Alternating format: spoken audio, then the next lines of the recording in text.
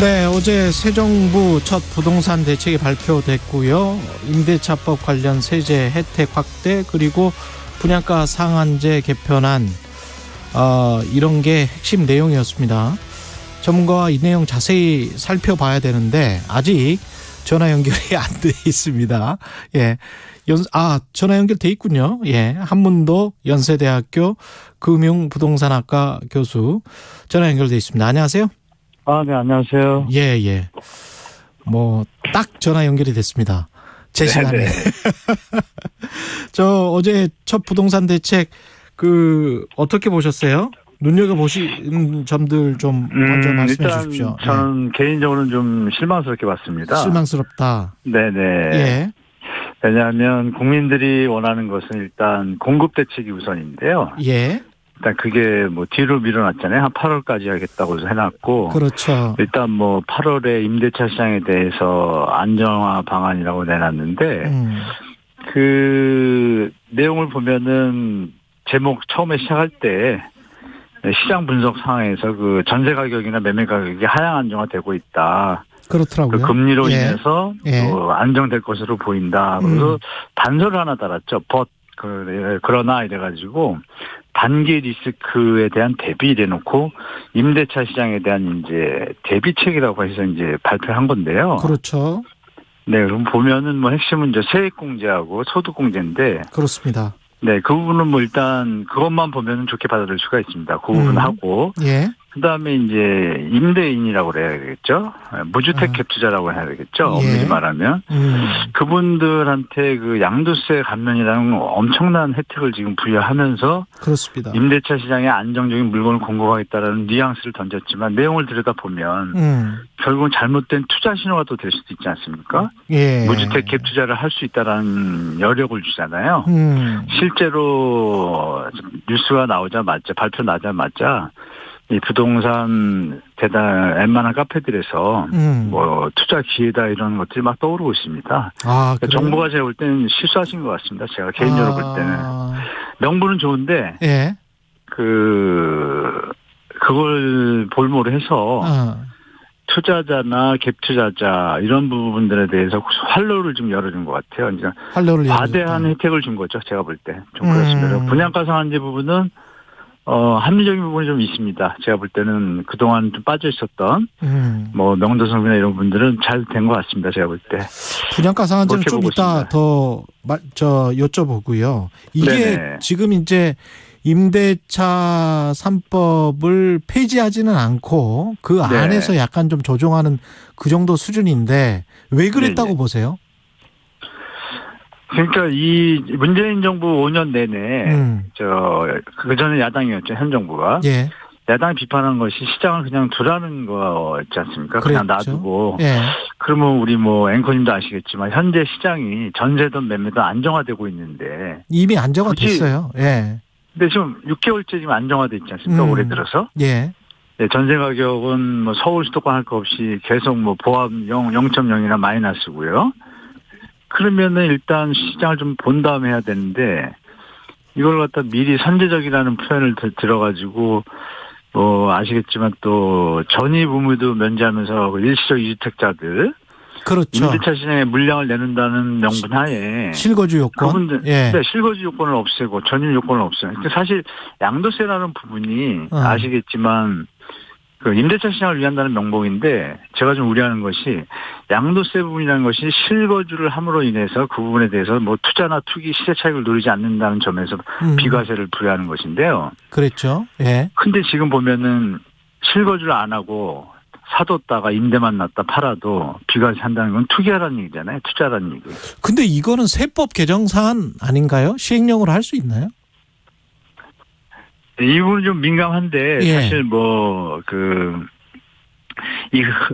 이 어떤 신호를 줬다는 게 좀 문제겠죠. 신호를 줬다. 시장에서 일반 어떤 시청자들이나 수요자들은 시행령, 법, 시행 규칙에 대해서 이걸 떠나가지고 일시적으로 지금 혼동이 올 수 있지 않습니까? 실제로 저한테 문의 전화도 많이 옵니다. 지금 이거 이렇게 했는데 집 사야 되는 거 아니냐? LTV까지 또 풀어줬잖아요. 그렇죠. 근데 물론 이제 디테일을 보면 생애 최초에만 한정된 것인데 시장에 자꾸 이제 잘못된 신호라고 저는 보는 거죠, 개인적으로. 그래서 이왕이라면 공급 대책부터 했으면 너무 좋았었는데, 임대차 3법에 대해서 지금 명확하게 어떤 그 대란이 일어날 조짐이 안 보이는 상황에서 예. 본인들이 워딩에다가 안정되고 있다고 표현해놓고 예. 이렇게 좀 묘하게 했다는 부분은 좀 제가 볼 때 좀 우려스럽다고 좀 판단하고 있습니다. 혹시 정부의 속마음이 그 네. 금리 인상은 뭐 정해져 있고 세계 경제 그렇죠. 상황에 따라서 네. 그 가격 폭락을 혹시 우려하고 있는 게 아닐까요? 속마음은? 가격 하락은 깊은 좀 정치적 시나리오를 넣은 것 같은데요. 예. 가격 상승을 상승을 유도하는 것은 아닌데. 상승을 유도하는 건 아닌 것 같아요. 네. 이제 예. 이 높은 주택 가격을 유지하려는 좀 목적이 좀 보입니다. 개인적으로 볼 때. 예, 맞습니다. 네네. 그런데 이제 금리 인상으로 인해서 이제 하락할 조짐이 많은데 조정을 거쳐야 이게 다시 한번 또 상승을 하는 것인데. 네. 조정한 기회를 놓치다 보면 나중에 문제가 되겠죠. 버블이 터지거나. 계속 버블이 유지가 되니까. 네네. 부채는 늘어나고요. 자꾸. 그래서 제가 볼 땐 미국 파월 연준 의장도 0.75 빅스텝 밟으면서 집 사지 말라고 강력하게 신호를 보내지 않습니까? 예. 근데 미국이 금리 올리면 우리도 당연히 올릴 것이고 그런 관점에서 본다라면 지금은 주택을 사라고 권유할 때는 아닌데 그 말을 직접적으로는 못하고 돌려서 뭐 실수요자 뭐 생애 최초 주택 네, 좀 풀어준다 이런 개념으로 접근을 하니까 시장에서 이게 약간은 이 수요자들이 혼동이 좀 올 것 같습니다. 이걸 사야 되나 말아야 되나 금리는 오르는데 그렇죠. 그런 혼동스러운 내용을 줬다는 자체가 우려스러운 행동이죠. 제가 볼 때 정책인 거죠. 그러니까 소득이랄지 뭐 이런 거 상관없이 생애 최초 구매자에 대해서는 이제 대출을 좀 많이 해주고 뭐 이런 것들이 지금 말씀하신 것처럼 가격을 유지하려고 하는 정책인 거 아닌가 그런 생각이 드신다. 맞습니다. 표면적으로는 얘기는 안 했지만 그런 건 뭐 국민 누구나 다 느낄 것입니다. 예. 예. 근데 어제 이제 그 KBS 뉴스에 나와서 원희룡 국토부 장관은 너무 오른 집값이 어느 정도 하향 안정화되는 게 필요하다. 네. 그래서 가격 이야기는 그래도 하향 안정화 쪽으로 이야기를 했거든요. 일단 뭐 정치적인 얘기를 드려서 좀 죄송하긴 하지만 1년 한 10개월 뒤면은 선거가 있지 않습니까? 국회의원 선거. 그렇죠. 그럼 집값이 여기서 더 오르면 현재 여당이 그동안 문재인 정부를 비판하면서 집값을 폭등 올렸다라고 비판했기 때문에 예. 뭐 여지없이 국민의 비판을 다시 받게 되겠죠. 집값이 더 오르면. 결국은 하향하러 가야 되니까 그 얘기는 던져놨고 다만 예. 그 과정 속에서 이제 부침이 있겠죠.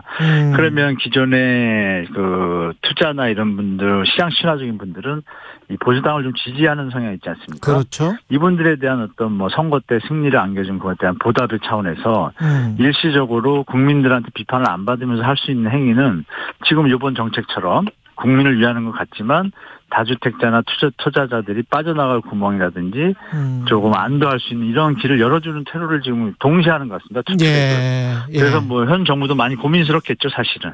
분양가 상한제는 어떻게 보세요? 그렇게 크게 오르지 않는다. 분양가 상한제를 개편했어도 이게 이제 정부 입장인데. 다행스러운 건 이제 원희룡 장관이 이제 그런 부동산을 좀 아시니까. 예. 그 분양가 상한제를 폐지하면 어떻게 될지는 뭐 누구나 다 알고 있는 사실 아닙니까? 뭐 역사적으로 증명돼 왔고 푸는 순간부터 주택 가격은 폭등하게 돼 있고 현재 상황에서 대한민국에 지금 폭등이 또다시 일어나면 이건 뭐 나중에 일본 사태가 되니까 당연히 원희룡 장관은 그 사실을 알기 때문에 분양가 합리화라는 부분하고 둔촌주공 사태가 요새 이번에 제가 볼 때는 이게 좀 이 분양가 상한제 개편의 어떤 희생물이 된 것 같아요. 개인적으로 보기에는. 예. 뭐 깊은 얘기 되긴 뭐하지만 둔촌주공이 분양가 상한제 개편이 되면 이제 분양가가 좀 올라가니까 지금 부담되는 건설공사들을 좀 보충할 수 있고 예. 속도를 좀 낼 수 있다 이런 명분과 어떤 이미지를 좀 주는 것 같고요. 근데 결론적으로 일단 현장에서는 필요했던 부분을 원희룡 국토부 장관이 필요한 명도소송비라든지 실제 뭐 조합에서 운영비라든지 또 세입자 이전 대책 등 실제로 들어가는 비용들에 대해서 산정을 한 것은 큰 무리는 없다고 봅니다. 합리적이라고 보고 다만 여기서 이게 신호 자체가 분양가 상한제를 뭐 폐지한다 개편한다 이런 느낌을 준다는 자체가 시장에 좀 좋지 않은 영향이 있기 때문에 분양가 계속 올라갈 것이다. 네, 그런 느낌을 주는 자체가 기사가 이제 그렇게 나오길 거 아닙니까? 언론들이 그렇죠. 또 분양가 올라간다고 이런 불안감을 조장하는 행태를 국토부 장관이 직접 본인이 그런 뜻이라면은 명확하게 언론사들한테 좀 부탁을 하는 게 좀 좋을 것 같습니다. 근데 이제 건설사들은 그 언론의 내용, 언론 보도 내용을 보면 건설사들은 그 실망스럽다. 생각보다 별로 뭐 자재값 인상이 반영되지 못하는 정책이다. 뭐 이렇게 이제 나오고 있어요. 그러니까 좀 더 달라는 이야기잖아요. 지금. 이건 프레임이죠. 프레임에서 저보다 시청자분들이 잘 아시겠죠. 벌써 느낌이 좀 이상하지 않습니까? 왜냐하면은 반영을 해줬는데 그걸 가지고 적다 그러면은 그 전에는 그럼 어떻게 했습니까? 공사를? 문재인 정부 때는 왜 공사를 했습니까? 말이 안 맞잖아요. 그러니까 액션이라고 보시는 게 좋습니다. 시장을 좀 일반 국민들한테 비판을 좀 피하기 위한 그런 어떤 분양가를 올리더라도 비판을 좀 피하기 위한. 네네. 서로 윈이 되는 거 아닐까요? 정부나 건설사나. 우는 소리를 좀 해야 되는 상황이다. 계속. 네네. 그래야 올린 것이 합당한 것처럼 100% 느껴질 때고. 그런 부분. 현재 분양가가 좀 저렴하지는 않지 않습니까? 주택가격이 많이 올랐기 때문에. 핵심은 그거죠. 분양가 상한이 3, 4%가 아니고 주변 시세에 맞춰서 요번에 그 뒤에 이 내용도 뒤에 숨은 내용이 좀 문제인 게. 그전에 10년, 20년 내 주택 시세랑 비교를 했습니다. 요번에 10년으로 바꿨어요, 그거를. 그럼 가격이 뒤로 더 올라가겠죠. 그러네요. 그러니까 이번 정부가 이런 부분들에 대해서, 이런 부분들에 대해서 디테일해서 일반 국민들이나 이 수요자들이 잘 판단하지 못하는 부분에서 이렇게 기술이라고 해야 되나 이런 게 좀 들어간 게 좀 보입니다 이번 대책에 제가 보니까. 그냥 지금 말씀하시는 거는 건축 연한이 10년, 20년 된 거였는데 원래 10년 이내로 바꿨다는 거예요? 네네네. 그렇죠. 그런 내용이 좀 들어가 있는 것 같더라고요. 주변 분양가를 할 때 이제 주변 주택이랑 비교를 하는 거가 있는데. 공급은 어떻게 될 것 같습니까? 하반기에 다시 발표를 한다는데. 그것도 좀 아이러니한 게 아까 모두에도 말씀을드렸지만 공급을 먼저 발표하고 나머지를 하는 것이 정상인데 이걸 또 두 달 텀을 둬가지고 한다는 자체가 좀 개인적으로 좀 아쉽게 생각하고요. 이미 문재인 정부에서 로드맵을 만들었으니까 진행되고 있는 현장들이 많이 있거든요. 그 부분은 그대로 이제 발표를 하고 나머지 이제 신정부 윤석열 대통령이 그 공약에 내걸었던 원가 주택이라든지 이런 것들은 이제 좀 로드맵이 필요하니까 그건 시간이 필요하겠지만 나머지 부분들은 이미 문재인 정부 때 진행이 되고 있던 것들을 그대로 좀 어떻게 진행하고 불합리한 것들은 속도가 안 나는 것은 어떻게 간다 이런 것들을 좀 투명하게 발표했어야 되는데 이걸 또 임대차 이것만 발표하고 뒤로 밀어놔가지고 수요자나 무주택자 입장에서는 상당히 좀 좋지 않게 본다고 저는 개인적으로 보고 있고요. 최대한 좀 빨리 공급 대책을 제가 볼 때는 아웃라인이라도 미리 던져놓고 이런 방향으로 가겠다라는 어떤 정보를 갖다가 시장에도 좀 줘야 될 것 같습니다. 원희룡 장관께서. 그 원희룡 장관이 또 어제 인터뷰에서 KBS와의 인터뷰에서 창의적인 정책들도 준비하고 있다. 그런데 그게 아마 뉘앙스가 지분제를 이야기하는 것 같더라고요. 리츠 이야기도 하는 것 같고. 네네. 공공임대 리츠, 그러니까 민간, 이번 정부의 어떤 방향성을 기억해 보시면, 공약 때, 공공주도는 문제가 있다. 민간 위주로 가는 거를, 그러니까 협조해서 시너지를 내야겠다라는 게 좀 방향이었잖아요. 방향성은 좋습니다. 좋은데 여기서 자칫 잘못해서 박근혜 정부 때처럼, 민간 기업에다 퍼주기, 뉴스테이라고 기억나실 겁니다. 민간 기업이 10%의 자본 가지고서 수익은 다 가져가는 형태로, 나라 돈 밀어주고 국민주택금 밀어주고 임차인들의 보증금으로 건물 짓고 지내다가 10년 뒤에 팔면 수익 다 챙겨가는 이런 구조, 특혜 구조를 해서 좀 비판을 많이 받고 결국은 폐지가 됐는데요. 그러니까 이제 민간 위주로 가는 형태는 좋습니다. 좋은데 이 수위 조절이 이제 중요하겠죠. 누구나 국민이나 일반들이 판단하실 때 합리적이다라는 선에서 그치면 다행인데. 이게 이제 또 민간에 좀 혜택을 준 형태로 좀 넘어가다 보면 제가 볼 땐 또 이제 시장이 좀 혼란스러울 것 같습니다. 또 분양 가격이라든지 이런 부분에서도 상승 압박 요인으로 작용되지 국민들한테 도움되는 방향으로 갈 것 같지는 않습니다. 그래서 원희룡 장관이 그 부분을 갖다 잘 조정하고 고민해가지고 좋은 정책으로 발표를 좀 바랄 뿐입니다. 2810님 교수님 영끌해서라도 집 살까요 말까요? 0800님 결과적으로 미국 금리 인상이 집값을 잡게 되지 않을까요? 이런 질문들 어떻게 생각하세요? 네, 제 시청자분들한테 제 개인적인 생각을 말씀 올리면 일단 미국 파월 연준 의장이 집을 사지 말라고 던진 의미는 지속적으로 빅스텝이나 자이언트 스텝으로 금리를 올리겠다는 의지를 표명한 것이거든요. 그렇죠. 제가 볼 땐 7월도 있고 9월도 있는데 추석 지나서 판단하셔도 전혀 늦지 않다고 봅니다. 현재 서울에 수도권의 매물이 급증을 하고 있고요. 예. 거래량도 통계 방식이 좀 잘못돼서 뭐 마이너스 0.01 수준인데요.